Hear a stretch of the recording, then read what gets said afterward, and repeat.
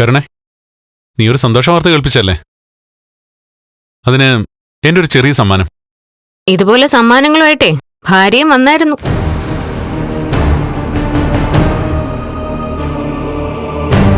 അത് ഞാൻ വേണ്ടാന്ന് പറഞ്ഞു കഴിഞ്ഞു.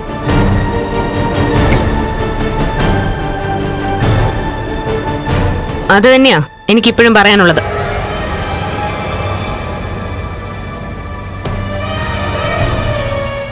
എന്താ കരുണ ഇത്? ഏട്ടൻ സന്തോഷത്തോടെ വാങ്ങിക്കൊണ്ടു വന്നല്ലേ, അത് വാങ്ങിക്കൂടെ?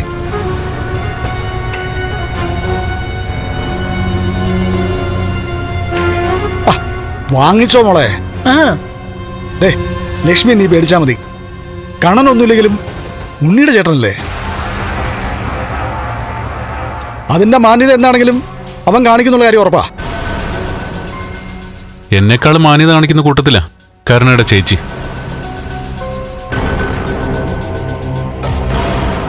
അതുകൊണ്ട് എന്റെ ഭാര്യ വാങ്ങിക്കൊണ്ടുവന്നത് എന്തായാലും അത് വേണ്ടാന്ന് പറഞ്ഞ സ്ഥിതിക്ക് ഇതും വാങ്ങിക്കണമെന്നില്ല.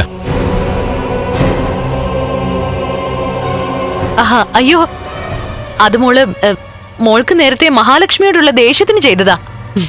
നീ അതങ്ങ് കൊടുക്കണ.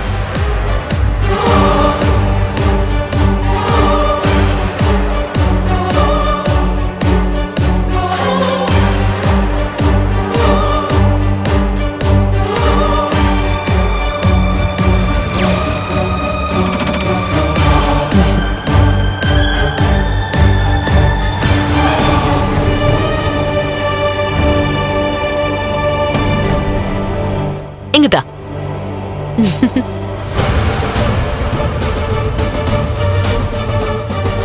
ദാ മോളെ.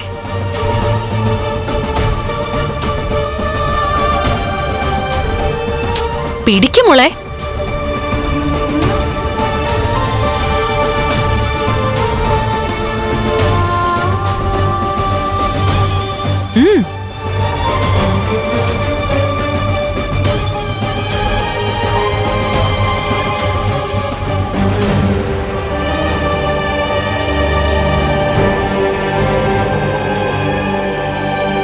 ഇനിയിപ്പൊ ഇതിന്റെ പേരിലൊരു വഴക്കുണ്ടാക്കല്ലേ കണ്ണാ.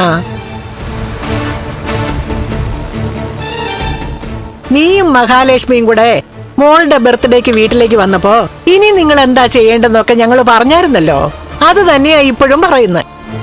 ഇനി ഇവർക്ക് ജനിക്കാൻ പോകുന്ന കുഞ്ഞാ നിങ്ങളുടെയും കുഞ്ഞാ. അത് വേണ്ടാന്ന് എനിക്ക് വേണമെങ്കിൽ പറയാം.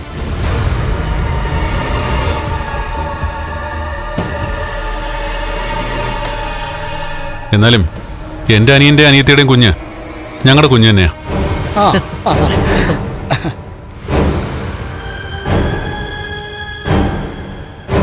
അതുകൊണ്ട് കുഞ്ഞുങ്ങളുടെ കാര്യത്തിൽ ഒരു മത്സരത്തിന് ഞങ്ങളില്ല.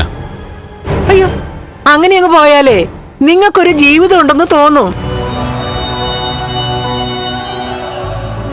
അല്ലെങ്കിലേ കുറച്ചു കഴിയുമ്പോ എന്തിനാ ഇങ്ങനെ ജീവിക്കുന്നെന്ന് തോന്നി തുടങ്ങിയ പിന്നെ തരിശാ കണ്ണാ.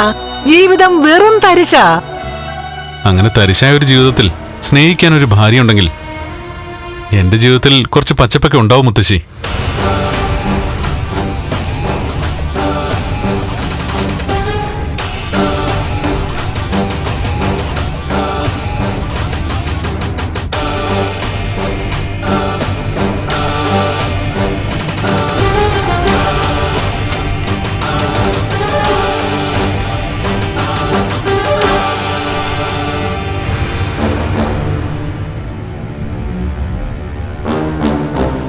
ഈ അഹങ്കാരോ എനിക്ക് സഹിക്കാൻ പറ്റാത്ത.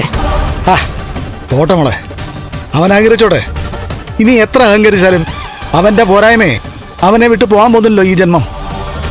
ചികിത്സിച്ച ഭേദമാകാത്ത രോഗമുള്ളവൻ അതിന്റെ അമർഷം മാറ്റാൻ ഇങ്ങനെയൊക്കെ ഓരോന്ന് പറഞ്ഞുകൊണ്ടേയിരിക്കും.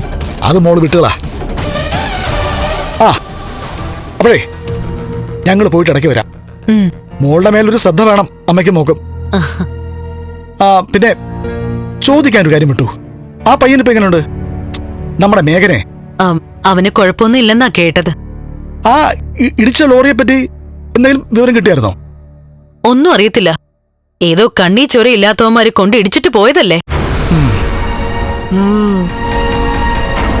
ആ ലോറി ഓടിച്ചവനും അതിന്റെ മുതലാളിയും മുടിഞ്ഞു പോത്തതേ ഉള്ളൂ. അയ്യോ, ഫ്ലവേഴ്സ് ഒരുക്കുന്ന കാഴ്ച വസന്തം യൂട്യൂബിൽ പ്രേക്ഷകർക്ക് ലൈവായി കാണാം. ഫ്ലവേഴ്സ് കോമഡിയിൽ ജോയിൻ ചെയ്യൂ, ആസ്വദിക്കൂ.